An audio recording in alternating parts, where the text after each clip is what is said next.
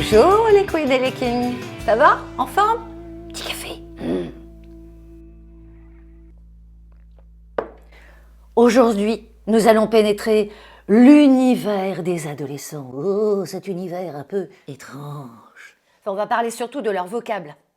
Ils disent des choses que l'on ne comprend pas. Vous leur envoyez des SMS, ils vous répondent « Vous ne comprenez rien ». C'est peut-être fait exprès. Nous allons pénétrer l'univers de leur langage. Enfin, nous allons comprendre. Oh. On commence par le premier mot, « jomb », D-J-O-M-B. Vous le voyez ? Ce terme signifie canon, super.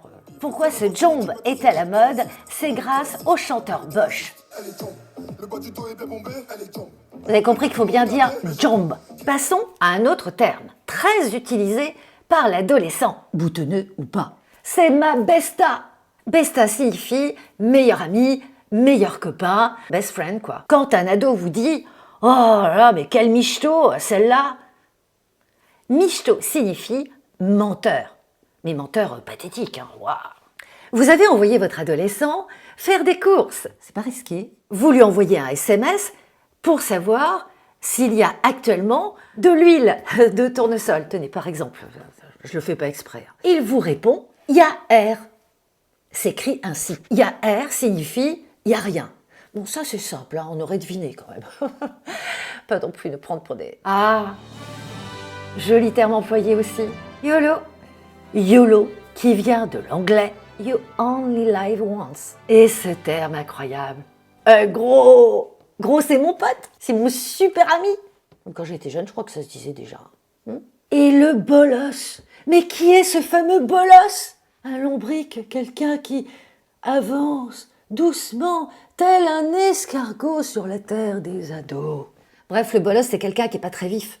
Ce qui est drôle aussi chez les ados, ce sont les termes antinomiques. Vous allez comprendre. Quand un ado vous dit « Ah ça, c'est déclassé hein. », vous vous dites « C'est nul, c'est plus d'actualité. » Eh bien non, ça veut dire que c'est super chouette, c'est super classe. Dire que c'est déclassé, c'est super classe.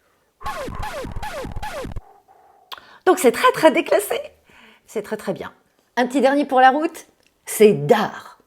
D-A-R. Dard signifie c'est génial. Voilà. Je sais pas, je vous donne un exemple. Je suis en vacances, c'est dard. Un dernier pour la route? Soyons fous. OSEF. Reprenons notre ado qui a raté son devoir. Bah ouais, j'ai OSEF. Vous avez compris. Ne vous méprenez pas, il existe quelques variantes de ce fameux terme OSEF, OSEF. OSEF avec un Z, OSEF avec deux S ou OSEF avec un S. Peut-être pour ceux qui font des fautes d'orthographe, je ne sais pas. D'où vient ce terme? D'un réseau social, Twitter. Ce terme ne date pas d'hier. En 2005, dans la chanson de Benabar, Le Dîner, il dit OSEF. T'en penses quoi, toi? C'est terminé pour aujourd'hui.